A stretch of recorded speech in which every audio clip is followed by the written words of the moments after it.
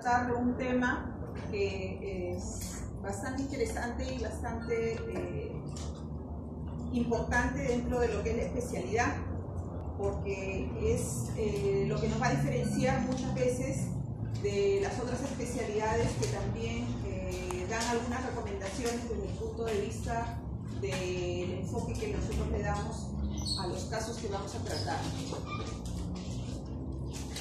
Es importante que ustedes tengan claro esto desde una perspectiva amplia, porque ustedes no son o no van a ser médicos rehabilitadores, pero sí van a ser muy próximamente médicos generales, y es importante que ustedes sepan hacer el enfoque adecuado para que puedan orientar en el momento oportuno a sus pacientes en las diferentes especialidades que ustedes van a desarrollar en el momento que les corresponde.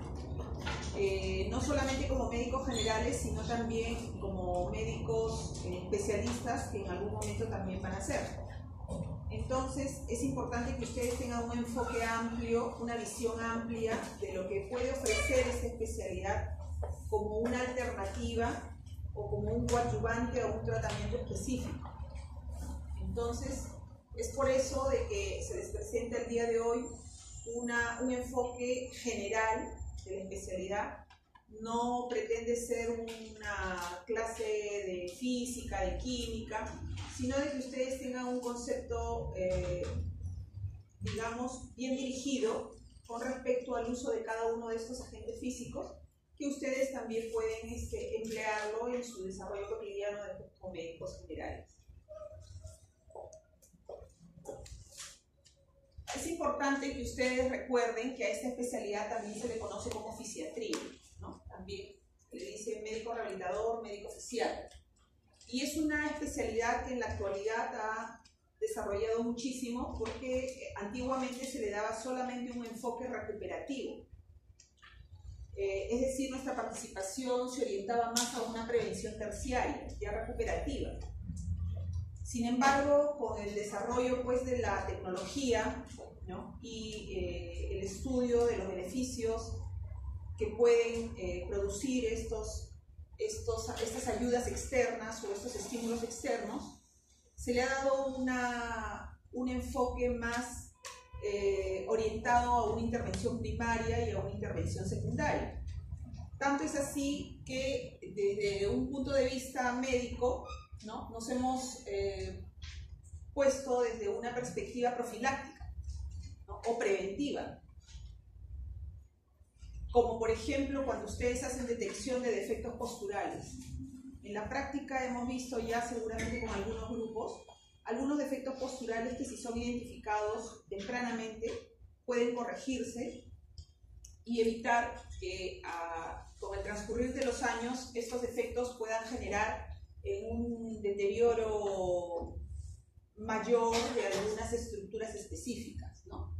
Y puedan originar una sintomatología que va a ser el motivo de la atención por parte de nosotros. Entonces, es importante que ustedes hagan el enfoque también. En los niños, por ejemplo, cuando hablamos de estimulación temprana, ¿no? O alguna intervención temprana en aquellos niños que tienen factores de riesgo, también hay que considerar que ahí estamos interviniendo o estamos participando en la parte preventiva promocional, ¿no? Y también dentro de lo que es la intervención secundaria, también nos hemos convertido en una ayuda a un tratamiento medicamentoso o un coadyuvante a un tratamiento también de ese tipo farmacológico o también quirúrgico. Entonces, como ven ustedes, podemos intervenir en todo el proceso, ¿no? Preventivo, como tratamiento propiamente, y luego en la etapa o fase recuperativa, que es lo que anteriormente solamente participábamos o interveníamos, ¿no? Aquella persona que ya no podía caminar, que ya no se podía mover, recién ahí nosotros interveníamos. Pero ahora no es así. Esto debido a que los avances tecnológicos han permitido desarrollar equipos que pueden ayudarnos en este sentido, y pueden ser una alternativa o pueden ser una ayuda a estos otros tipos de tratamiento. Entonces, nosotros podemos decir que los tratamientos de rehabilitación están orientados básicamente a lograr estos objetivos: prevenir una disfunción articular, restituir la capacidad funcional del paciente, lograr que éste obtenga el máximo rendimiento en el desarrollo de sus actividades de vida diaria, disminuir los tiempos de discapacidad o el grado de discapacidad también, disminuir el uso de tratamientos farmacológicos y prevenir la cronicidad o la recurrencia de las enfermedades. Si bien es cierto, hay enfermedades que son crónicas y que muchas veces nosotros no vamos a curar, sí podemos ayudar a que con un tratamiento de la especialidad tratante de fondo, nosotros podamos ayudar a evitar de que haya una, digamos, recidiva de la sintomatología y en una intensidad mayor de la que se podría esperar en estos casos, ¿no? Por ejemplo, en reumatología. En reumatología tenemos muchas enfermedades de este tipo que si están bien manejados desde el punto de vista farmacológico, los tratamientos que nosotros podemos brindarle al paciente son un coadyuvante para evitar de que este paciente pueda tener episodios agudos o exacerbaciones de su sintomatología, y si las presentase fueran de menor intensidad de las que podría esperarse. Y obviamente evitar también algunas complicaciones inherentes a este tipo de patologías, como pueden ser deformaciones, limitaciones funcionales. En ese sentido también tendríamos una participación interesante, ¿no?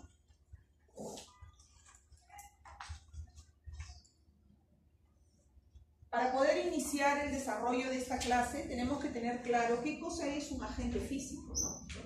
Y tenemos que tener claro que hay agentes físicos que pueden ser de tipo o son elementos físicos naturales, o también tenemos elementos físicos artificiales, ¿no? Estos se pueden utilizar como una opción dentro del tratamiento en el proceso de una enfermedad o un proceso patológico. Este es un concepto, digamos, que ustedes lo pueden encontrar en algunas bibliografías, pero sin embargo en la práctica, a través del tiempo, he podido yo resumir todo esto en el hecho de que un agente físico es cualquier estímulo externo que aplicado sobre un cuerpo va a producir una respuesta o un efecto sobre la superficie que se aplica. Entonces, en ese sentido nosotros sí podríamos decir que hay agentes físicos naturales y agentes físicos de tipo artificial, ¿no? ¿Cuáles serían los objetivos del uso de estos agentes físicos? Básicamente, disminuir los procesos inflamatorios y con ello, inherentemente, disminuir o producir un efecto analgésico. Disminuir los tiempos de evolución de algunas enfermedades o algunos procesos patológicos específicos y estimular la regeneración de los tejidos. Dentro de los agentes físicos naturales, aquí tenemos, por ejemplo, ¿no? La energía solar, el agua de mar o todo lo que se puede considerar dentro de lo que son el uso de agua, hidroterapia, en el caso del agua de mar, la talasoterapia,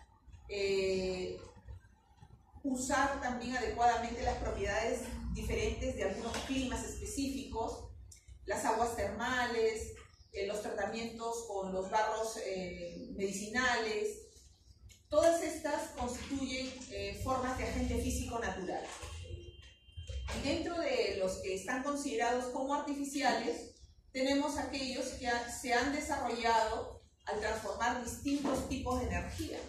Y dentro de ellos tenemos las formas de calor, termoterapia, la crioterapia, la electroterapia, los agentes físicos de tipo mecánico. Están aquí incluidos todas las diferentes técnicas de movimiento y también los agentes físicos que son producidos por radiación, ¿no?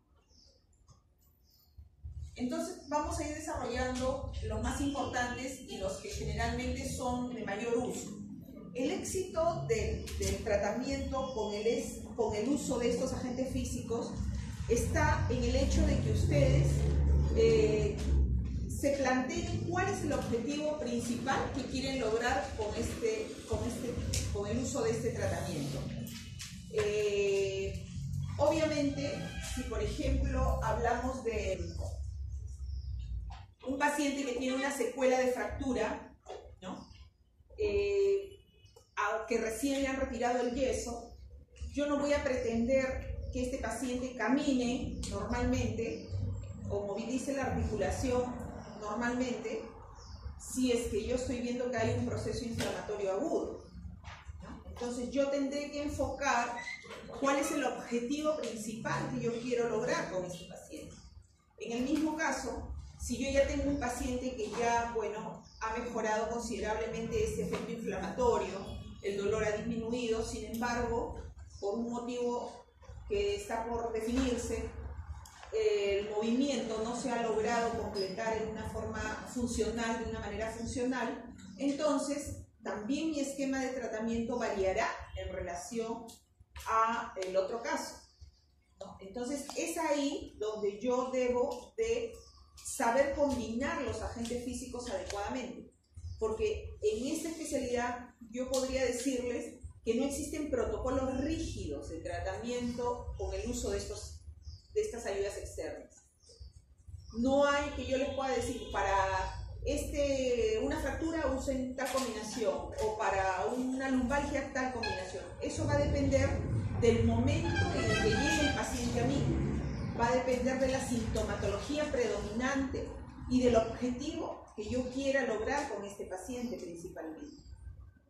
Entonces es importante que ustedes lo entiendan de esa forma para que puedan indicar el agente físico más adecuado en cada caso muy particular. Si ustedes analizan después al término de la clase, se van a dar cuenta que todos prácticamente tienen los mismos efectos y muchos de ellos contraindicaciones muy parecidas, ¿no? Entonces, el kit del asunto está en el hecho de poder identificar cuál es el objetivo principal que yo quiero lograr con ese paciente y en qué momento se encuentra ese paciente y poder escoger la alternativa más adecuada. ¿Ok? Entonces, empezamos con hidroterapia. Ustedes han visto pues en el hospital, ¿no? Los ambientes de hidroterapia, los tanques que tenemos allá, el Javar, el Whirlpool, que lo vamos a ver más adelante. Y podemos decir que este agente físico tiene como elemento principal, obviamente, el agua, ¿no? Su uso se va a fundamentar en el efecto que vamos a obtener de su uso, ¿no? Que es un efecto mecánico y un efecto térmico. El efecto mecánico, ¿no? Es el efecto que está basado en el principio de Arquímedes, que seguramente ustedes lo recordarán porque eso lo hemos estudiado cuando estábamos en el colegio, ¿no? El principio físico, de física, ¿no? Que dice que todo cuerpo que está sumergido dentro del agua desplaza en el mismo volumen, ¿no? el peso del segmento y facilita su movimiento dentro de este líquido, ¿no? Entonces, en ese sentido, pretender trabajar movimiento dentro del agua es mucho más beneficioso, tanto para el paciente como también para la persona que está ejecutando el tratamiento. Y el efecto térmico es un efecto que se va a conseguir o que se va a transmitir, ¿no? A través de un principio físico que también se llama convección y que lo vamos a ver más adelante para que no se confundan y lo tengan mucho más claro. Pero ¿qué significa? Que nosotros vamos a transmitir el calor del agua a través del movimiento que tiene esta a la superficie o al cuerpo que está sumergido dentro de este volumen, de este líquido. Entonces, de esa forma, nosotros hacemos una transferencia calórica, una transferencia de calor de un líquido que tiene una temperatura mayor hacia el que está sumergido, ¿no? Aquí tienen ustedes las imágenes de los tanques que ya han visto en el hospital. Supongo que en el Revalidati también los habrán visto, ¿sí? Los que van al Revalidati, ¿sí han visto? Bueno, aquí en esta imagen de acá, este es el tanque de Hubbard, donde ingresa la persona de cuerpo entero, ¿no? De cuerpo entero, y acá tienen ustedes estos en azul, que son unas turbinas, le llamamos, y que van a generar la salida del agua con una fuerza parecida a la que se observa en los jacuzzis. Entonces, aquí nosotros tenemos la opción de trabajar movimiento, de facilitar o transferir calor al cuerpo que está sumergido, y también de favorecer al cuerpo que está sumergido bajo un efecto de hidromasaje, ¿no? Entonces, tenemos varios efectos positivos que vamos a poder lograr o alcanzar mediante el uso de este aparato. Este de acá es el tanque de Whirlpool. Aquí también esto constituye la turbina, que también le va a dar un efecto de fuerza, de salida al agua, y va a también ejercer el efecto de hidroterapia. Aquí este es un tanque de Hubbard, puede ser utilizado para miembros superiores o para miembros inferiores. Generalmente en este debe entrar una sola persona, ¿no? Sin embargo, por la demanda que hay, a veces ingresan 2 o hasta 3 personas, ¿no? Entonces, vamos a ver que eso también nos condiciona a tener algunas precauciones. Aquí tienen unas imágenes también donde se puede ver un paciente por la posición que tiene esta paciente, ¿no? El brazo, observen, es una paciente, asumo, de etiología central, ¿no? Por la posición del brazo, ¿no? Que está haciendo entrenamiento en marcha, ¿sí? Probablemente esta paciente tenga una hemiparesia o que tiene una hemiplegia leve, ¿no? Y estamos haciendo entrenamiento en marcha. Aquí tenemos a un niño que lo vemos en flexión, ¿no? En posturas de flexión. También me orienta a ver esta posición, a pensar en qué tipo de caso estamos tratando.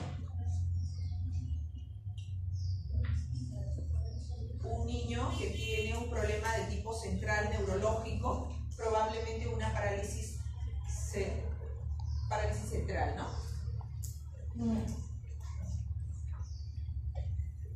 Y aquí, bueno, vemos otro paciente que por la fuerza que se ve acá o el remolino que se ve acá, probablemente esté trabajando movimiento, ¿no? De repente es una secuela de fractura, ¿no? Qué sé yo.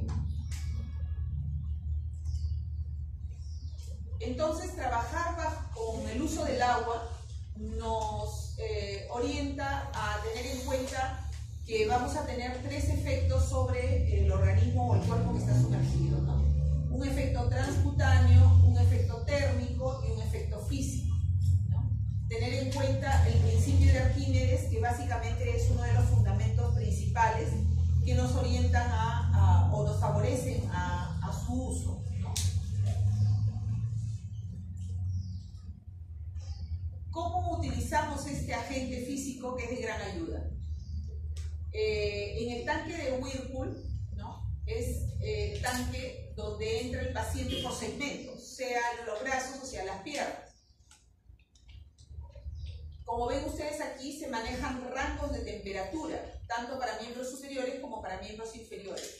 ¿Por qué? Porque aquí muchas veces nosotros jugamos con la temperatura cuando queremos nosotros aprovechar más el efecto mecánico, o sea, el efecto de favorecer el movimiento. Igualmente sucede cuando nosotros empleamos el tanque de Hubbard, donde entra la persona de cuerpo entero, ¿no? Hay un rango.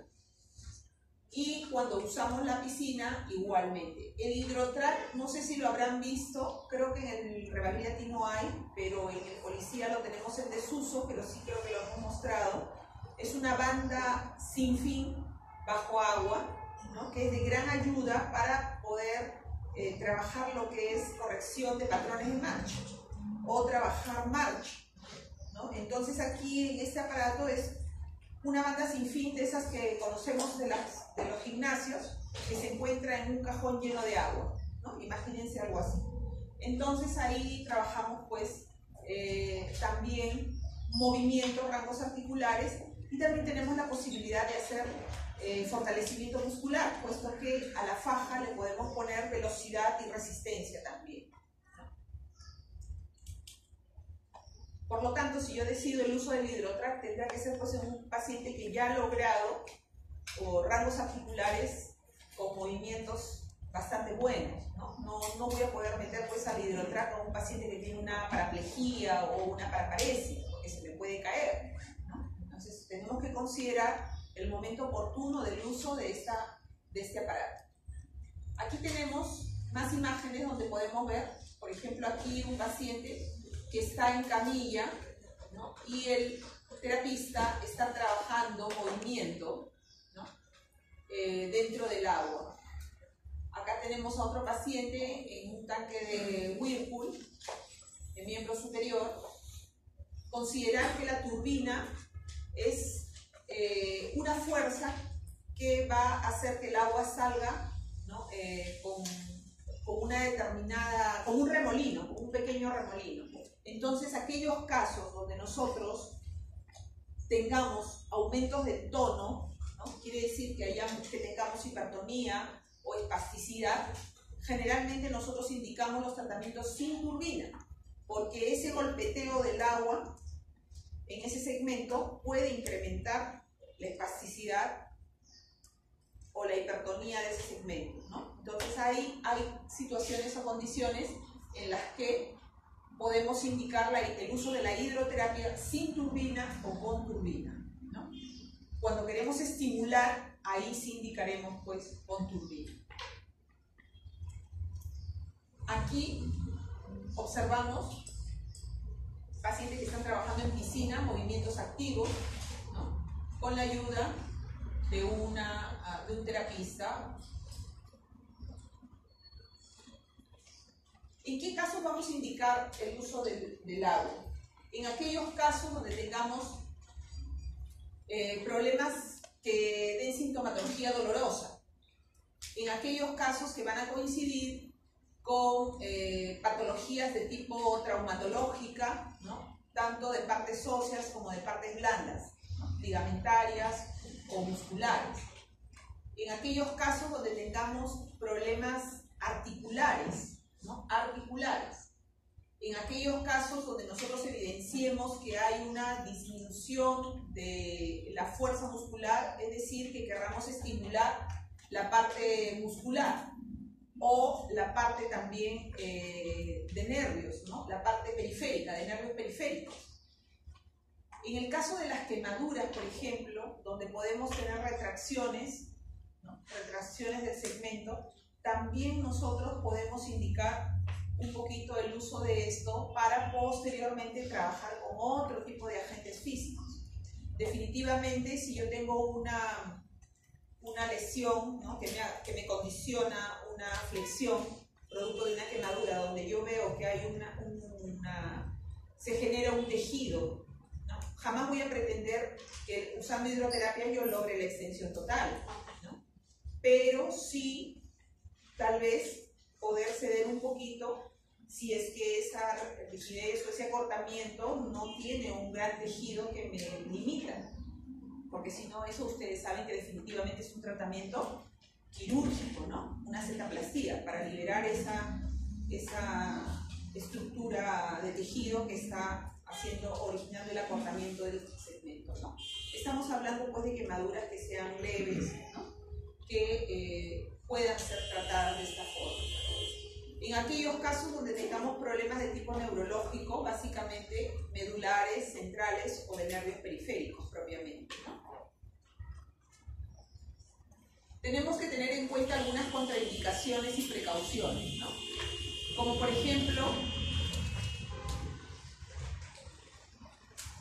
si nosotros tenemos un trastorno vascular, ¿no? De miembros inferiores, donde estamos evidenciando varices, ¿no? Muy dilatadas, muy congestivas, entonces yo podré indicar la hidroterapia, pero teniendo en cuenta de que manejo rangos de temperatura.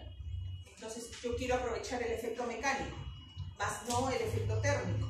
Entonces enfrío el agua y podré usar el agua más fría. no resulta ser una contraindicación absoluta. Eso va a depender del criterio del profesional que esté viendo el caso, ¿no? Pero como ven ustedes, hay que tener mucho cuidado cuando trabajamos con hidroterapia, que se supone que es un ambiente donde hay temperaturas calientes y que pueden condicionar de por sí el aumento de la presión arterial del paciente. Entonces, en ese caso, tenemos que considerar que el paciente al que se le va a indicar la hidroterapia tenga una presión arterial que esté compensada en ese momento que va a recibir el tratamiento. Tenemos que tener en cuenta también, considerando de que muchas veces ingresan 2 o 3 pacientes a la vez al tanque, de que esta agua puede ser un medio de contaminación. Entonces, tenemos que tomar todas las precauciones en cuanto a la higiene de los tanques, al cambio del agua y al uso de repente de alguna sustancia antiséptica, ¿no?, que nos permita evitar este tipo de problemas. Y obviamente evitar pues introducir pacientes o indicarlo en pacientes que puedan tener algunas infecciones específicas, ¿no? A veces hemos tenido, pues, lo más clásico es la transmisión de los hongos, ¿no? Sean vaginales, sean dermatomicosis o onicomicosis. Entonces tenemos que ser muy cuidadosos y hacer una anamnesis adecuada en los pacientes para poder evitar este tipo de contagios. Y sobre todo, tratar de mantener también la higiene adecuada de estos aparatos para poder evitar, ¿no?, la contaminación. Y tener en cuenta que algunos pacientes que pudieran ser de riesgo deben entrar pues en las primeras horas donde de repente hay menos contaminación del agua, ¿no? Eso tenemos que tenerlo en cuenta. Tener en cuenta también de que si tenemos un paciente que tiene un absceso o una herida infectada, ¿no?, puede que sea una contraindicación si es que ésta se encuentra con signos de infección evidente, ¿no?, o contaminación evidente. Hay centros, por ejemplo, que atienden a pacientes lesionados medulares. En este tipo de pacientes, la hidroterapia resulta ser de gran ayuda, puesto que tiene el efecto mecánico de facilita el movimiento dentro del agua a este tipo de pacientes.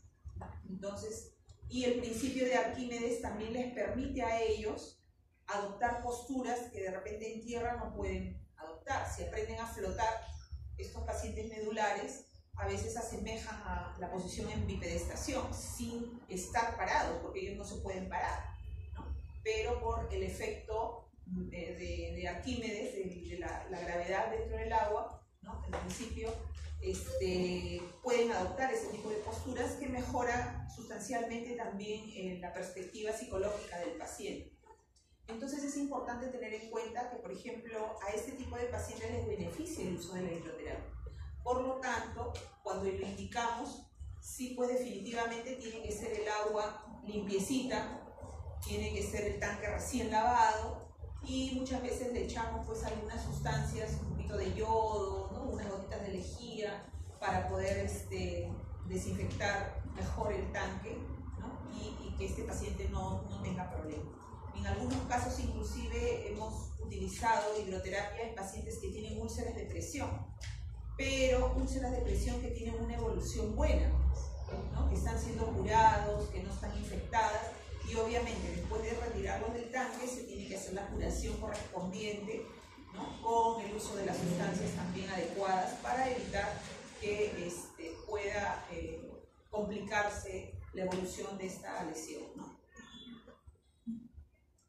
Y llegamos pues al uso de la termoterapia. La termoterapia tiene como agente físico principal el calor, ¿no? El calor puede ser clasificado por la profundidad de acción, que puede ser superficial o profundo. Le llamamos superficial cuando no penetra más allá de 1 centímetro de profundidad, y le llamamos profundo cuando tiene la capacidad de penetrar hasta 5 centímetros de profundidad por debajo de la piel, aproximadamente.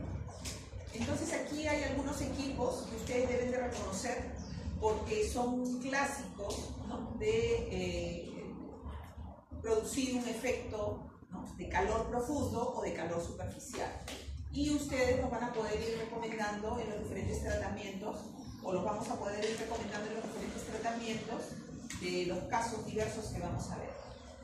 En el caso de que sea calor superficial, tenemos las formas de calor seco y las formas de calor húmedo. Dentro de las formas de calor húmedo tenemos la parafina, que ustedes han visto los tanques en el hospital seguramente, y tenemos las compresas húmedas calientes, que también han visto los tanques en el hospital, ¿no? Y dentro de las formas de calor seco tenemos las lámparas de infrarrojo. Dentro de las formas de calor seco también tenemos, por ejemplo, en forma casera, capaz algunos de ustedes tengan en su casa, esas compresas que tienen ahora en su interior semillas y que se meten al microondas. Esa es una forma de calor seco casero, por ejemplo. Una forma casera. Cuando ustedes dicen, voy a ponerme una bolsa de jeve, las abuelitas que se ponen su bolsa de jeve con agüita caliente, ¿no? Esa también es una forma de calor seca casera, ¿no? Cuando ustedes hacen un baño para limpieza de cutis, ¿no?, que nos hacemos, el de vapor, baño de vapor, ¿no?, esa también es una forma de calor superficial, ¿no?, húmedo. Entonces tenemos que ir viendo también algunas alternativas porque tal vez ustedes en algún momento podrían utilizarla en las diferentes oportunidades que ustedes van a tener en su carrera profesional, ¿no? Pero estas son, digamos, los equipos más representativos, digamos, ¿no?, de lo que nosotros utilizamos en la especialidad y que seguramente ustedes también lo han visto en los hospitales donde están viendo. Cuando hablamos de las formas de calor, ¿no?, en hidroterapia y hablamos de convección, dijimos de que el agua también tenía un efecto térmico, ¿no?, o sea, un efecto, producía calor. Y este calor también puede ser clasificado por un tipo de transferencia. Y dentro de ellos tenemos pues este cuadrito que está muy claro, ¿no?, y muy explicativo en relación a la forma de transmisión de calor. Los principios físicos pueden ser conducción, convección, conversión y radiación. Esto seguramente también les resulta familiar porque lo hemos estudiado cuando estábamos en el colegio, ¿no? Y miren cómo hasta se aplica en estas épocas. Las propiedades o la forma de transmitir o producir el calor va a ser conducción. Yo tengo una superficie caliente, una compresa caliente, la pongo sobre mi brazo que está más frío y transmito, ¿no?, o hago un intercambio de temperaturas de una superficie más caliente a otra que tiene otra temperatura, ¿no? Entonces es un intercambio de temperaturas. Ese sería por conducción. Por convección, como lo mencionamos, el agua es caliente, viene o sale con una fuerza a través de la turbina y ese movimiento genera un contacto con el cuerpo que está sumergido, ¿no? Y a través de ese movimiento y ese contacto se transmite el calor del agua hacia el cuerpo que está sumergido, ¿no? Esa sería la forma de transmisión por convección. Por conversión es una energía, ¿no?, una energía que se va a convertir en calor, y luego vamos a ver los diferentes equipos más adelante que vamos a ir detallando, ¿no? Dentro de ellos tenemos uno que me parece que es fabuloso, el ultrasonido, la diatermia de onda corta y el microondas, ¿no? Y tenemos también la radiación, que es un efecto fototérmico, ¿no? Los rayos ultravioleta, la luz infrarroja, ¿no?, constituyen una transferencia de calor o radiación. Este cuadrito es interesante, léanlo, entiéndanlo. ¿Qué efectos fisiológicos nosotros vamos a buscar cuando usamos calor? Básicamente analgesia, ¿no?, a través del control también del proceso inflamatorio de la zona. Vamos a buscar también que incremente, el calor va a incrementar el flujo sanguíneo de la zona. va a aumentar el metabolismo local, va a favorecer la extensibilidad del colágeno, por lo tanto el movimiento se va a facilitar, ¿no? Por eso es de que cuando yo voy a hacer un movimiento, ¿qué tengo que hacer previamente? Calentar, ¿no es cierto? Va a disminuir también el tono muscular, ¿no? Si es que estamos hablando o estamos frente a un caso que hay hipertonía o espasticidad. Y vamos a disminuir o vamos a lograr que el rango articular del segmento comprometido se favorezca o mejore, ¿no? Evitando rigideces articulares del segmento a tratar. Entonces aquí tenemos, por ejemplo, compresas húmedas calientes, los tanques de compreseros, ¿no? Que usamos en los hospitales, y las formas de compresas que nosotros manejamos para las diferentes zonas que vamos a tratar. Generalmente son, como dice ahí, almohadillas forradas de lona que son impermeables y que contienen en su interior un gel que absorbe el calor o capta el calor, ¿no? El tiempo de aplicación es variable, aproximadamente entre 10 y 20 minutos. 10 y 20 minutos. Va a depender mucho también del factor ambiental. En temporadas de frío, obviamente la compresa se va a enfriar más rápido, y en temporadas de calor se va a concentrar un poco más, ¿verdad? Aquí tienen, por ejemplo, un tanque compresero, ¿no? Así se saca, se escurre, se envuelve en una toalla y se coloca sobre la superficie que ustedes desean tratar. Las indicaciones básicamente: analgesia, relajación muscular, como una medida previa para facilitar el movimiento o para realizar masajes sobre la zona tratada. Y algunas contraindicaciones básicamente, como son dermatitis, heridas abiertas, procesos infecciosos locales, problemas vasculares en la zona tratada o alteraciones de sensibilidad que pueden ir desde hipoestesia o anestesia, ¿no? Obviamente, ¿por qué? Porque podemos quemar al paciente. Llegamos a la parafina, ¿no? La parafina es una cera caliente, es un alcano, ¿no? Una cera caliente que viene en estado sólido y que en un determinado punto de ebullición se hace líquido. Este es un tanque compresero, ¿no? Donde el paciente va a sumergir el segmento a tratar, ¿no? O sea, la técnica de aplicación es por inmersión o por embrochado. Por lo tanto, generalmente usamos parafina para zonas pequeñas. Yo no podría tratar una región lumbar, una lumbalgia con parafina, porque entre que saco la parafina y le pinto la espalda, ya se enfrió la parafina, ¿no? Entonces, con un adecuado criterio, yo indicaré parafina pues cuando quiero tratar, por ejemplo, mano, muñeca, rodilla, codo, estructuras o zonas muy localizadas, muy pequeñas, ¿no? Es importante tener en cuenta eso. ¿Cuánto tiempo vamos a mantener el uso de la parafina, ¿no? También va a depender de la temperatura ambiental, pero aproximadamente se concentra el calor entre 15 y 20 minutos. Poquito más, poquito menos, va a depender de la temperatura ambiental. Una vez que se enfría, ¿no? La parafina, que se va enfriando, se va solidificando. Entonces genera un guante, ¿no? Genera un guante, como se ve ahí en la mano, ¿no? Que va a concentrar el calor. Conforme se enfría, el guante, la parafina ya en estado sólido, se saca como las ceras de depilación, pero como esta tiene una vaselina que le echamos, entonces no te va a arrancar los vellitos ni te va a causar ningún dolor como lo suelen hacer las ceras de depilación, ¿no? Es otro tipo de concentración en todo caso. Entonces, nos permite tratarla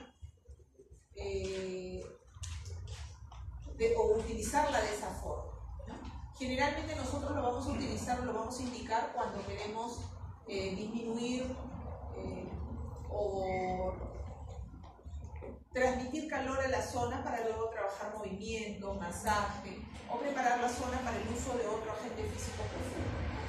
Contraindicaciones, básicamente, si es una forma de calor, ven ustedes ahí, pacientes que son intolerantes al calor, que tienen alteraciones de sensibilidad, que hay zonas cicatriciales, ¿no? Que pueden ser mucho más sensibles, trastornos infecciosos locales sobre una zona donde hay un absceso o una herida, obviamente no lo vamos a utilizar. Donde hay trastornos circulatorios periféricos, si tengo una pierna con varices que están pues activas, tampoco lo voy a indicar, ¿no? Si tengo hongos de repente, una dermatitis o una dermatomicosis que es evidente también en esa zona, probablemente no la voy a indicar. Tener en cuenta esos conceptos para restringir su uso. Y llegamos al uso del hielo. El hielo como agente terapéutico es una excelente alternativa. No hay un protocolo rígido de uso. Sin embargo, el uso del hielo, como todos conocemos, está indicado para eventos o procesos agudos. Agudos, básicamente, que no necesariamente tienen que ser de causa traumatológica, ¿no? De un resultado de una caída o de un golpe en el momento, ¿no? Que es lo que generalmente se conocía en cuanto a su uso. Indicábamos, pues el hielo se usaba mucho en medicina deportiva, ¿no? El paciente se caía, el jugador se caía y inmediatamente el hielo, ¿no? O se golpeaba inmediatamente el hielo. Sin embargo, debido a los beneficios que se han observado, ¿no? Tiene un buen efecto como antiinflamatorio, ¿no? Agudo, reduciendo el edema, calmando el dolor. Entonces se le ha indicado, se ha indicado también en aquellos procesos que pueden ser considerados como de evolución crónica, ¿no? Que puedan debutar con cuadros agudos, ¿no? Por ejemplo, si tengo una artritis reumatoidea, ¿no? Donde veo pues que el paciente viene con la mano con mucho dolor, con signos de calor, rubor, ¿no? Limitación para el movimiento, aumento de volumen. Entonces, puede ser una buena opción indicar el hielo en lugar de una compresa caliente, ¿no? Entonces, es importante tenerlo en cuenta. Y el resultado, la evolución también va a ser más rápido, ¿no? En cuanto a la disminución del proceso inflamatorio de ese momento. Considerando pues que el tratamiento, en este caso en particular de la artritis reumatoidea, debe ir de la mano con un buen tratamiento medicamentoso, porque si solamente lo que yo le puedo ofrecer va a ser insuficiente para poder controlar el cuadro, dado que este es un problema de tipo sistémico, ¿no? Una enfermedad de tipo sistémico. Bueno, acá hay algunos aspectos fisiológicos que ustedes seguramente ya lo deben conocer, lo deben recordar, ¿no?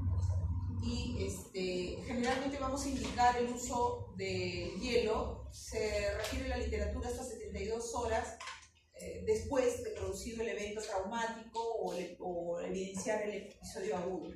Esto es relativo, ¿no? Puesto que yo lo puedo indicar el tiempo que yo considere necesario, que no necesariamente tienen que encuadrarse dentro de las 72 horas, porque eso va a depender de la evolución de la sintomatología, ¿no? Y generalmente la forma de indicación es, dado que el hielo también quema, puede quemar, ¿no? Y hay que considerar los grados de sensibilidad que pueden tener las personas, que puede variar también entre una y otra persona.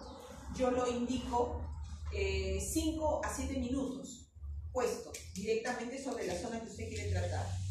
Le indico al paciente que lo retire unos 3-4 minutos, esperando recuperar un poco su sensibilidad, y luego vuelva a colocar hasta que sumado los 5 sean aproximadamente 25 a 30 minutos, ¿no? Si el paciente refiere que entre 5 y 7 minutos él saca el hielo y siente normal, todavía siente, entonces puede aumentar, ¿no? De acuerdo a su tolerancia, un poquito más de tiempo, de repente puede hacerlo de frente 10 minutos. Pero eso hay que decírselo al paciente, porque a veces el paciente lo deja ahí la media hora y cuando saca, pucha, que está pues una quemadura por hielo. Entonces tenemos que, nos ha sucedido, igualmente con las compresas calientes cuando no se han tomado las precauciones adecuadas, ¿no? Entonces hay que ser muy explícito con el paciente y explicarle con mucho detenimiento, ¿no? Tipos de aplicación, bueno, antes solamente conocíamos pues los hidrocoloides fríos, ¿no? Esos que el spray, ¿se acuerdan? Que se empleaban en las canchas de fútbol.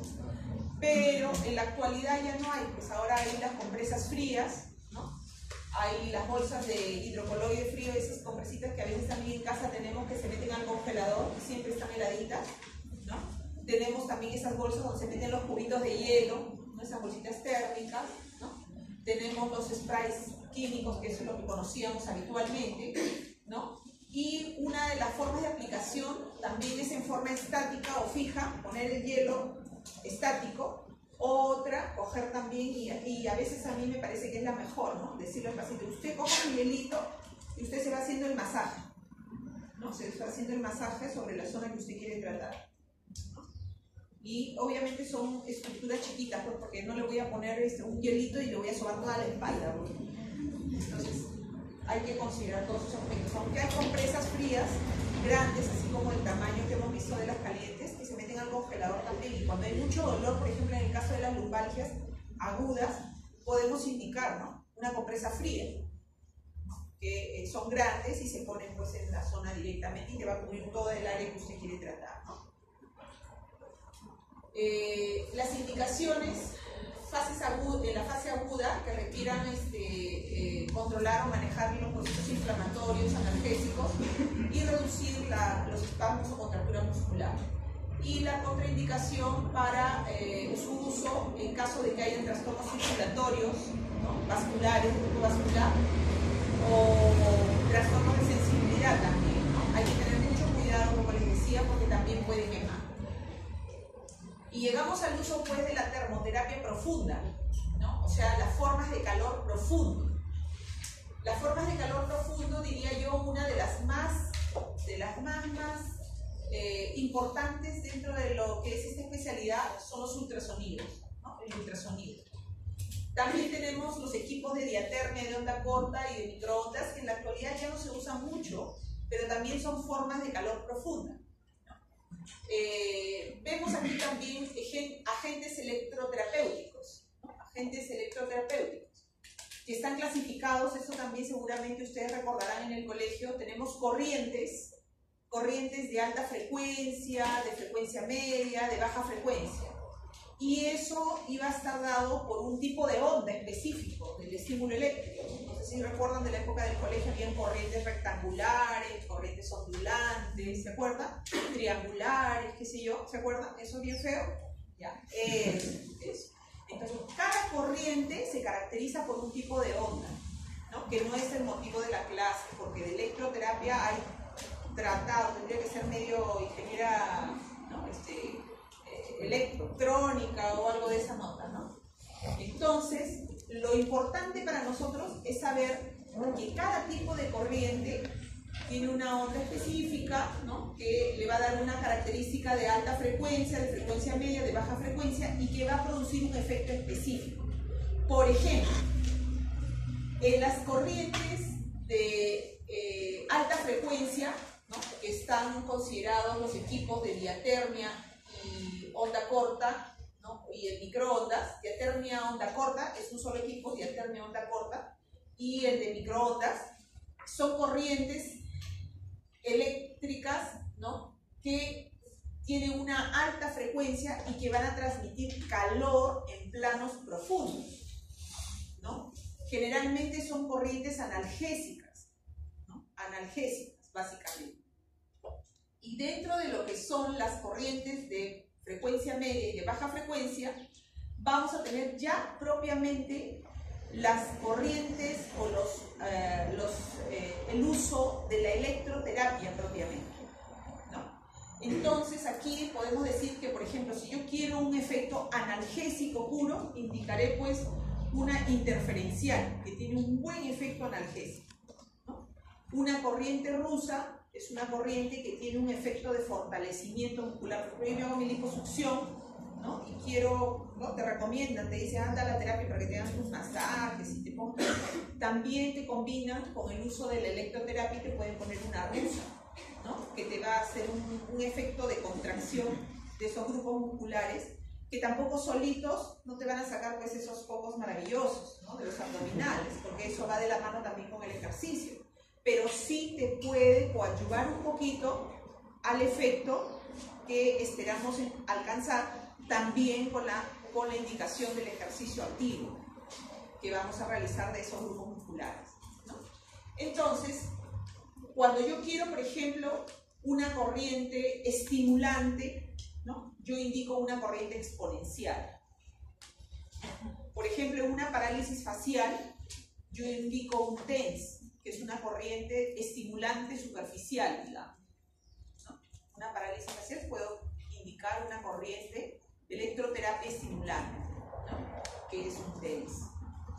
Una corriente, por ejemplo, donde yo tenga un edema, un gran edema de miembros inferiores, puedo indicar una corriente diadinámica que va a tener un efecto de contracción, ¿no? Y va a ayudar a que los vasos sanguíneos se contraigan y favorezcan el retorno venoso, ¿no? Que también solito no va a solucionar el problema. Eso tendrá que ir de la mano con un masaje evacuante de edemas, ¿no? Con posturas, con un vendaje adecuado, de repente, qué sé yo, ¿no? Pero es una alternativa que va a coadyuvar a las otras técnicas para lograr, digamos, la disminución del edema de un segmento, ¿no? Es decir, entonces, eso es importante que ustedes lo tengan en cuenta, ¿no? Después el resto, las corrientes y eso, no, porque yo no voy a preguntar en el examen eso, por si acaso. Así que no se lo aprendan de memoria. Dentro de lo que son diatermia y onda corta, son equipos muy parecidos, ¿no? Van a producir, como les dije, calor profundo, ¿no? Calor profundo. La dosis se va a regular en función a la sensibilidad que refiere el paciente. Estos se llaman solenoides, ¿no? Son unos solenoides que se van a colocar sobre la zona o entre la zona que usted quiere tratar, como se ve ahí en la imagen, ¿no? Y va a generar pues un campo electroterapéutico, ¿no? Que es la transmisión de una corriente de alta frecuencia que tiene un efecto pues antiinflamatorio. Es muy parecido al microondas, inclusive las indicaciones y todo, como lo vamos a ver acá, con una diferencia de que el otro tiene, digamos, se genera un campo, ¿no? Donde va la estructura al medio, digamos, ¿no? Se genera un campo. En cambio aquí, como ven ustedes, tiene un solo solenoide que es direccionado, ¿no? Entonces va a ser localizado directamente a la zona donde usted quiere tratar, como que es más específico, más directo a la zona que usted quiere tratar, ¿no? Las dosis son muy parecidas, también va a producir calor profundo, ¿no? Los tratamientos agudos van a oscilar en ese tiempo aproximadamente 5 y 15 minutos, y en los procesos crónicos va a ser un poquito más, ¿no? Un poquito más. Va a producir calor en los planos profundos. Las indicaciones en ambos casos de este aparato son analgesia, relajación muscular, aumento del flujo sanguíneo, aumento de las propiedades viscoelásticas de los músculos, todo lo que sea partes blandas, músculos, ligamentos, tendones, ¿no? Contraindicaciones, algunas que se mencionan aquí, y llegamos pues al ultrasonido, que habíamos dicho que es calor profundo que se transfiere o se transforma a través de este principio de conversión, ¿no? Este ultrasonido es muy distinto al que tenemos en el ultrasonido diagnóstico, ¿no? Es diferente.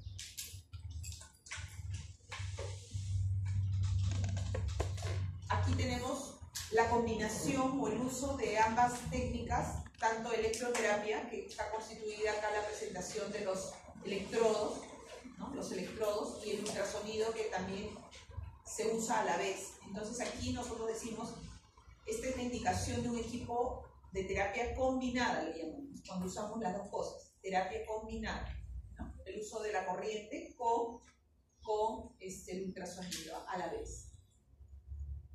Los efectos fisiológicos que buscamos, ¿no? Básicamente, igualmente, si son formas de calor, recuerden ustedes que el calor va a mejorar la vasodilatación, por lo tanto va a mejorar la irrigación de la zona, ¿no? Muchas veces nosotros indicamos estos aparatos como un coadyuvante a los tratamientos de otras especialidades. Por ejemplo, tratando de recordar cómo se maneja una úlcera de presión, ¿no? El cirujano plástico debrida, ¿no? Todos los días lava, cura, ¿no?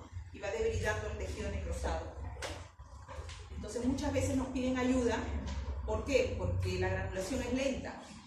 ¿no? Entonces, bueno, va de la mano también con un aporte mayor de proteínas, va de la mano con el uso de este tipo de aparatos, que es una forma de calor profunda, ¿no? La aplicación del ultrasonido adyacente a la zona de la lesión. ¿Por qué? Porque como es calor y produce vasodilatación, va a incrementar la irrigación de la zona. Por lo tanto, la granulación va a ser un poquito más rápida.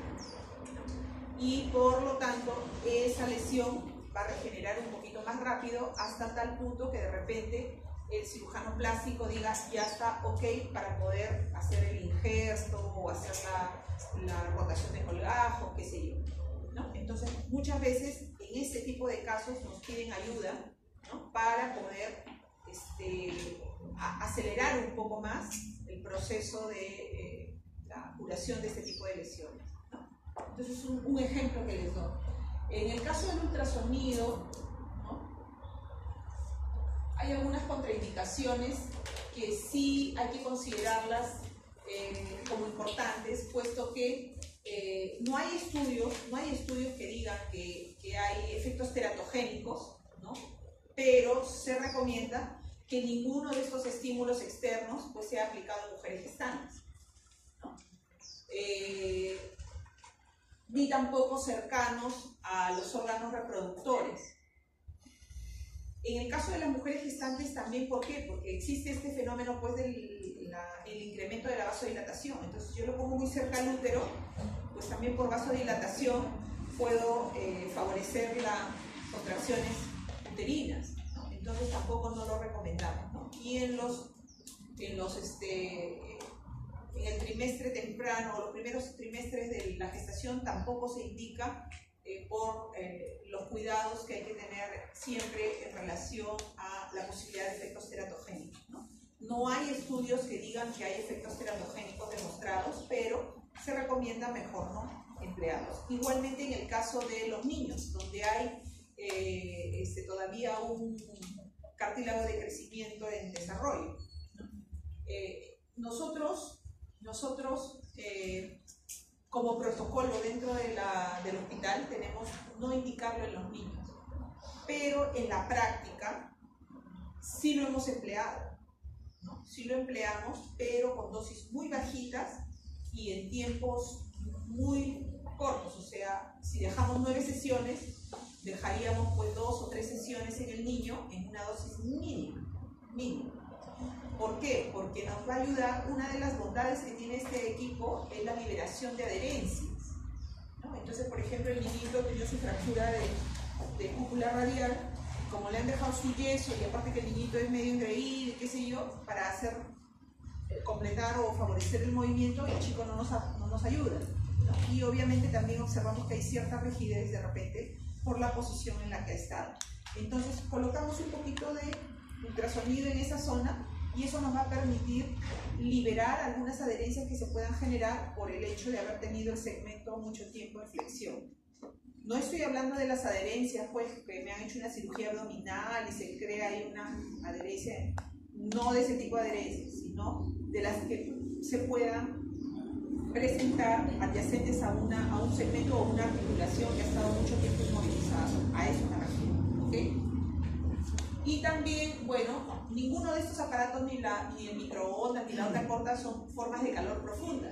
Entonces, aplicarse sobre zonas donde haya implantes metálicos, porque ustedes saben que el metal es un buen conductor del calor. Entonces, si ustedes le ponen sobre un radio que está con una placa o unos pernos, lo pueden quemar al paciente si tú le aplicas directamente a esa zona. Pero si la placa está aquí y yo le quiero poner en el hombro, no hay problema, pues, porque hay una zona de interfase, ¿no? Claro que usarás una dosis bajita, un tiempo corto, pero directamente no está indicado, ¿ok? Y llegamos pues al láser, ¿no? Dentro de lo que son las tecnologías de última generación tenemos el láser. El láser, ahí está lo que significa, es una energía que se obtiene de una fuente luminosa, que tiene un buen efecto bioestimulante, bioquímico, ¿no? Y que va a actuar sobre los tejidos. Por eso, en un inicio, se tenían en cuenta los láser puntual, como lo ven ustedes ahí, el aparato que era láser puntual, pero el tratamiento era pues basado, así como dice, por puntos. Por lo tanto, también yo tenía que aplicarlo en zonas pequeñas, ¿no? Puntitos, porque era por puntitos, o sea, la zona tenía que ser pequeña, localizada. Yo no podía tratarme una lumbalgia poniendo 50 puntos, porque se pierde, ¿no? Entonces, se desarrollaron estos otros equipos que ven ustedes ahí, que se llama láser cañón, donde el haz de luz, ¿no?, sale más potente, digamos, y tiene la posibilidad de barrer una zona de mayor extensión. Si yo quiero tratar una lumbalgia, obviamente usaré el láser de barrido. Si yo quiero tratar pues una tendinitis, usaré pues el láser puntual, obviamente, ¿no? Ahora, hay láser, ¿no?, de alta frecuencia y de baja frecuencia, ¿no?, o de baja intensidad, de alta intensidad. El de alta intensidad, ¿no?, obviamente también el láser es diferente, el láser que nosotros usamos al láser quirúrgico, ¿no? Y el terapéutico que nosotros empleamos puede ser de alta intensidad o de baja intensidad. El de baja intensidad es más superficial y el de alta intensidad es más profundo, ¿no? Generalmente los dos tienen efecto antiinflamatorio y analgésico. Consideremos que el láser profundo, ¿no?, tiene un efecto de repente un poquito más potente en cuanto a lo que es efectos antiinflamatorios, efectos analgésicos. El superficial, como bien dice su nombre, pues es para zonas que puedan estar más expuestas a la superficie, ¿no? El láser también es un buen agente físico, como tiene un efecto también de regeneración sobre el tejido. En el caso pues del ejemplo que hemos dado de las úlceras de presión, combinamos el uso del ultrasonido y del láser sobre la zona. ¿Por qué? Porque también tiene un efecto sobre la célula, regenerativo sobre la célula, ¿no? Entonces complementa el efecto que puede producir el ultrasonido de vasodilatación y de incremento de la granulación, ¿no? Entonces es un tratamiento en conjunto. Aquí tenemos la aplicación de un láser puntual sobre la rodilla, que fue pues uno de las zonas que más se aplicaba en un inicio cuando se descubrió este agente físico, cuando iniciamos el uso de este agente físico. Como ven ustedes, como es una energía que se obtiene de una fuente de luz, de una radiación luminosa, debe usarse unos lentes protectores, ¿no?, porque tiene un efecto bastante fuerte sobre la vista, tanto del paciente como del aplicador, ¿no?, de la persona que aplica. Los efectos terapéuticos generales, ¿no?, vean ustedes ahí: analgésico, antiflogístico, antiedema, biotrófico, estimulante tisular. Algunas indicaciones, algunas contraindicaciones que las leen, y llegamos a magnetoterapia.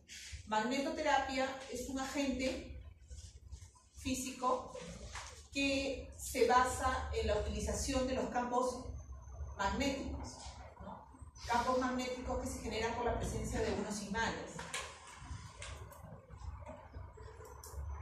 Aquí tienen ustedes los equipos, ¿no?, el solenoide, que se va a localizar sobre la zona que usted quiere tratar, ¿no? Los equipos ya vienen con programas preestablecidos. Se hablaba mucho de este equipo como una panacea, ¿no?, que servía para todo. En la práctica, a través de los años, yo digo sí es muy bueno, pero para cosas muy específicas dentro de la experiencia que yo he podido obtener a través de estos años. Por ejemplo, es de una gran ayuda en aquellos problemas traumatológicos, donde a veces tenemos, pues, por decir, ¿no?, un paciente que tiene una fractura de tibia peroné y tiene su fijación externa, ¿no? ¿Saben cuál es la fijación externa? Fijación externa. Entonces es un metal, y yo evidencio que hay un gran edema todavía de la zona, ¿no? Veo que está inflamada y hay signos de inflamación evidentes, incluyendo el edema. Entonces yo no puedo aplicar sobre esa zona un ultrasonido porque eso es metálico, lo voy a quemar. Tampoco podría poner un microondas o una onda corta porque también es calor, lo voy a quemar. Entonces, ¿qué puedo usar? puede utilizar pues de repente una combinación de magnetoterapia, que no es un agente físico que no va a producir calor en plano profundo, o sea, no va a calentar, ¿no? Y no tengo el riesgo de quemar al paciente, a pesar de tener su fijación externa. ¿Por qué? Porque dice que tiene un efecto antiedematoso. También se habla de que el magneto tiene un efecto regeneración del tejido óseo, ¿no? Entonces también puede ser una opción, y hay estudios que hablan de la indicación del magneto en aquellos procesos traumatológicos donde hay retardo de consolidación. Entonces muchas veces me mandan los traumatólogos para que yo le ayude al paciente en ese sentido, ¿no? Con el uso de esto. Entonces combinamos pues algunos agentes físicos, y eso, por eso les digo, eso va a depender mucho de la experiencia que tenga el médico para hacer la combinación de los agentes físicos, ¿no? Y de acuerdo a la complejidad del caso, poder escoger uno, dos o de repente más agentes físicos, no depende. La tendencia es igual que en la parte farmacológica, la monoterapia, ¿no? Tratar de usar la menor cantidad de agentes físicos, pero eso va a depender entonces de que yo haga un buen diagnóstico, ¿no? Precise bien cuál es el objetivo que yo quiero lograr y evalúe bien las condiciones en que me llegue el paciente, si amerita o no, ¿no? Que haga un tratamiento con algunos agentes físicos de este tipo. Hay lumbalgias, por ejemplo, que son resultado de una contractura muscular, que yo las voy a mejorar solamente poniendo una compresa caliente y haciendo que el paciente haga ejercicios de estiramiento y relajación. Sin embargo, hay lumbalgias que de repente yo observo que ya hay un defecto estructural, biomecánico, ¿no? Que está causando una sintomatología intensa y que de repente yo voy a decir, pues no, es preferible que use un agente físico profundo para desinflamar esa zona, ¿no? Entonces va a depender mucho de cómo yo analice el caso y plantee los objetivos que quiero lograr en cada caso particular. Efectos fisiológicos, lo van leyendo ustedes, por favor. Contraindicaciones. Y llegamos a los agentes terapéuticos, ¿no? Los agentes terapéuticos, los ejercicios terapéuticos, bueno, todo esto que ustedes lo pueden leer ahí, está reducido en algo muy sencillo. ¿Qué tipos de movimientos tenemos? Activos y pasivos. ¿Cuáles son los activos? El que yo voy a realizar de forma voluntaria, ¿no es cierto? ¿Y cuál es el pasivo? El que yo no puedo hacerlo, entonces viene el terapista o el médico y me hace el movimiento. ¿Está bien? Ya. Esa parte ya no la vamos a estudiar porque ya se la sabe. El activo puede ser activo asistido o activo resistido. ¿Cuál es el activo asistido? Miren, yo muevo mi brazo, este es normal, completo mi rango articular. Mueva su brazo, completo hasta acá. No tengo fuerza para vencer la gravedad y completarla. Entonces yo completo hasta acá y el terapista viene y me ayuda. Entonces es un activo asistido, me ayuda. ¿Está bien? Y el activo resistido es el que, como yo ya logré completar mi movimiento, ahora tengo pues que sacar mi músculo, ¿no? Para recuperar mi fuerza, porque no tengo fuerza, ¿no? Entonces pongo acá mi compresa o mis pesitas y comienzo a hacer un activo resistido para potenciar mi masa muscular y recuperar la fuerza muscular. ¿Ok? Entonces tenemos activo, pasivo, activo asistido, activo resistido. Pero el pasivo siempre es pasivo, pues. No hay pasivo asistido ni pasivo resistido, menos. ¿Ya? Entonces no se olviden, por favor.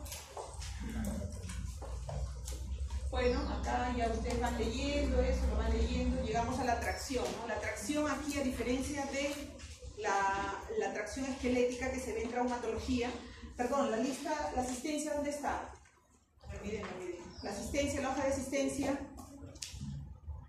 ¿Ya no hay espacio? Ya, por favor, acá van firmando, ¿ya? Uy, me había olvidado. Ya, van firmando, porque no en las dos hojas, ¿sabes? El que ya firmó una, ya no firma en la otra, por favor. La tracción no es la tracción esquelética que vemos en traumatología, ¿no? Esta tracción se ejecuta sobre el eje de la columna, ¿no? Entonces tenemos tracción cervical y tracción pélvica. ¿Cuál es el objetivo de buscar o de hacer tracción cervical o tracción pélvica? Nosotros llamamos distraer o separar, ¿qué cosa? ¿Ah? ¿Ah? Distraer o separar. ¿Qué voy a distraer o separar? Los espacios intervertebrales, ¿no? Considerando que pueda haber una disminución del espacio y pueda estar causando un pinzamiento, ¿no? Entonces, obviamente, cuando hay un pinzamiento radicular, hay una sintomatología específica. ¿Cuál es esa sintomatología específica? ¿Qué puedo yo, qué me va a decir el paciente? ¿Qué siente? ¿Ah? Parestesias, ¿ya? ¿Qué cosa es una parestesia? ¿Ah? Adormecimiento, ¿ya? Es el trastorno de la sensibilidad, ¿no? Una parestesia, ¿no? ¿Ya? ¿Qué más va a sentir? ¿Qué más va a tener?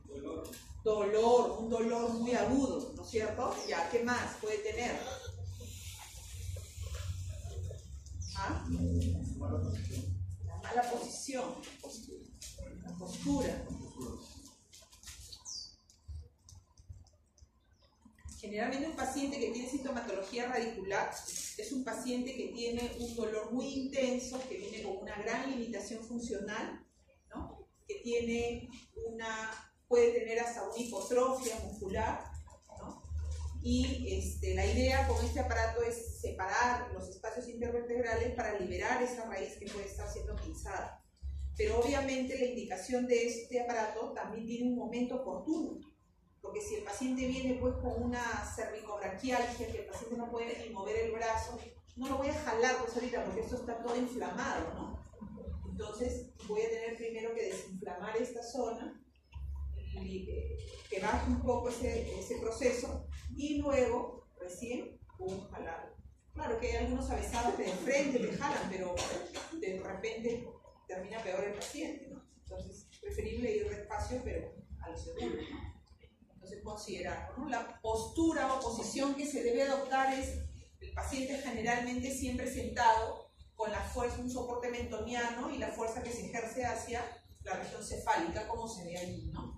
Generalmente se empieza con un peso del 10% del peso corporal del paciente, ¿no? Entonces si pesa 80 kilos, 8 kilos, lo jalamos con 8 kilos.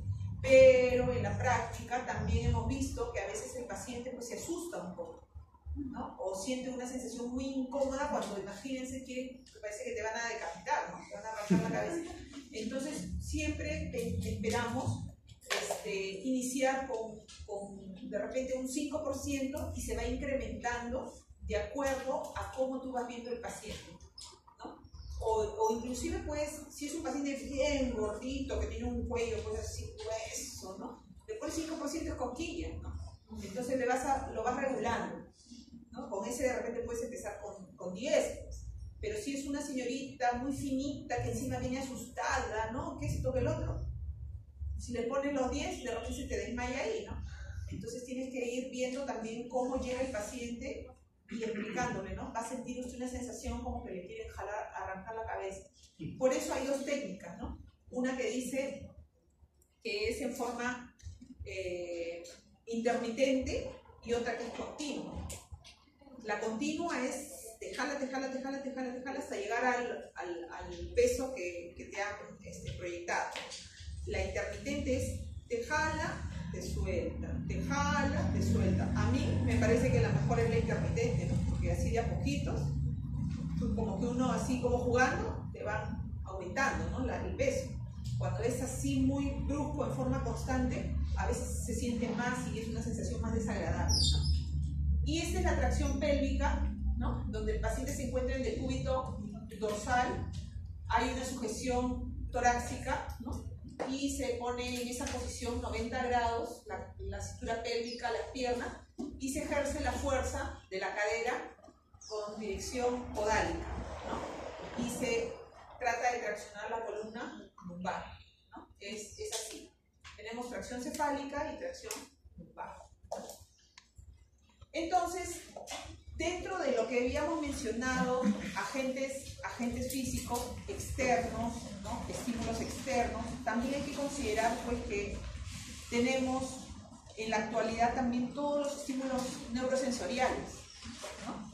La música, el sonido, los olores, los colores, todo eso también se está aprovechando y también se ha incluido dentro de esta especialidad para trabajarlo en una forma, digamos, más activa en lo que corresponde en el área de terapia ocupacional, ¿no? Donde trabajamos propiocepción, neuroestimulación, ¿no? Y podemos aprovechar el beneficio de todos estos estímulos externos en el hecho de poder favorecer de repente la plasticidad cerebral, ¿no? Que es un fenómeno neurológico que va a ser beneficioso en aquellos casos donde hay un daño a nivel central, o también como estimulación temprana, ¿no? A los niñitos también pues, se les pone la música, ¿no? Se les dan cosas de diferente textura para que vayan tocando, ¿no? Todo eso dice que favorece pues, la plasticidad cerebral o la interconexión sinapsis neuronales, ¿no? Entonces, estas son algunas técnicas que se han ido involucrando o acogiendo dentro de lo que es la especialidad. Tenemos también en la actualidad una técnica que está de moda, ¿no? Que no la he puesto aquí, pero que también es importante que ustedes la reconozcan o la tengan presente, ¿no? Está de moda, digamos, las ondas de choque, ¿no? Las ondas de choque también es una energía electromagnética de mayor o de más alta frecuencia que los ultrasonidos, ¿no? Tiene un efecto muy parecido al del ultrasonido también, ¿no? Pero en realidad todavía es un aparato que, aparte de costoso, ¿no? Los tratamientos todavía no han demostrado ser muy efectivos, como con todos estos que hemos presentado aquí, ¿no? Uno de ellos, nuestra vedette para mí en todos estos años, siempre ha sido el ultrasonido y el láser, pues ahora, ¿no? Que en todas las especialidades el láser pues está a la cabeza ahora, ¿no? Entonces son muy buenas alternativas de tratamiento. Y otra serie de técnicas que se han acogido también dentro de la especialidad, como son la acupuntura, los masajes específicos tipo shiatsu, que es una técnica de digitopresión, técnicas de masaje con digitopresión. Tenemos también las manipulaciones vertebrales, ¿no? La quiropraxia, la manipulación vertebral. También es una técnica de movimiento, de fuerza, que se ejerce sobre el eje de la columna. Se hace manipulación vertebral sobre la columna. Y lo que busca es el desplazamiento de las superficies articulares, buscando la acomodación de los cuerpos vertebrales en la adecuación del eje que pudiera ser el fisiológico o el normal de esa columna. Hay que considerar que es una técnica, sí, buena, pero hay que tener en cuenta que tenemos que seleccionar muy bien al paciente al cual se le va a aplicar. Porque si usted tiene un paciente que tiene una lumbalgia secundaria o una escoliosis estructurada, ¿no? Entonces el resultado de la quiropraxia será momentáneo, ¿no? A diferencia de si tenemos una escoliosis funcional, ¿no? Donde pues probablemente el resultado va a ser más efectivo. Entonces tenemos que estar muy seguros en qué paciente lo vamos a emplear, así como también que hay algunas contraindicaciones, por ejemplo, pacientes que tengan problemas estructurales de columna, ¿no? Por alguna patología de fondo, como un mal de Pot, ¿no? Un mieloma múltiple, una espondilitis anquilosante, ¿no? Problemas ya propios de la columna, ¿no? Patologías propias de columna, que pueden tener un origen pues, reumatológico, como en estos casos. No están contraindicadas estas técnicas, ¿no? Pacientes geriátricos, pacientes niños, ¿no? No debemos y siempre debe ser ejecutado pues, por un profesional que te ofrezca la garantía del tratamiento que se va a recibir usted. Por ejemplo, cuando ustedes, más de una vez, alguno de ustedes vienes y, ay, me duele mi cabeza, parece que he dormido mal, no sé, y viene tu amiga o tu amigo y dice, ya siéntate, y te agarra la cabeza y esa es una manipulación integral, ¿no? Medio, ¿no? O a veces, ay, mi lumbalgia, me duele mi espalda, no sé, parece que estoy chueco, y viene tu amigo que dice, ya parte derechito y te agarra por atrás y te aprieta, ¿no? Y suena tu voz, ay, qué rico, dices tú. Esa es una manipulación integral también. Entonces, pero esas son técnicas, ¿no? Que lo que buscan es el desplazamiento de las superficies articulares, ¿no? Y se traduce efectivamente, o sea, usted corrobora que hay un desplazamiento de esa superficie a través de la audición, ¿no? De chasquido articular o crujido articular, ¿no? Entonces ahí es donde se está desplazando la superficie articular y se está acomodando, ¿no? Pero si es que es estructural ya esa desviación, otra vez esa desviación va a buscar pues digamos su basal, ¿no? Y se va a volver a desplazar.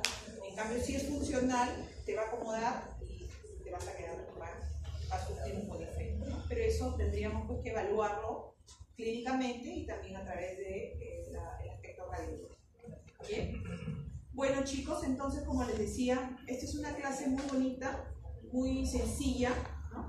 No hay mucho que aprenderse de memoria, hay que leerla así, con mucho detenimiento, y también de la misma forma les digo que las preguntas del examen son muy sencillas.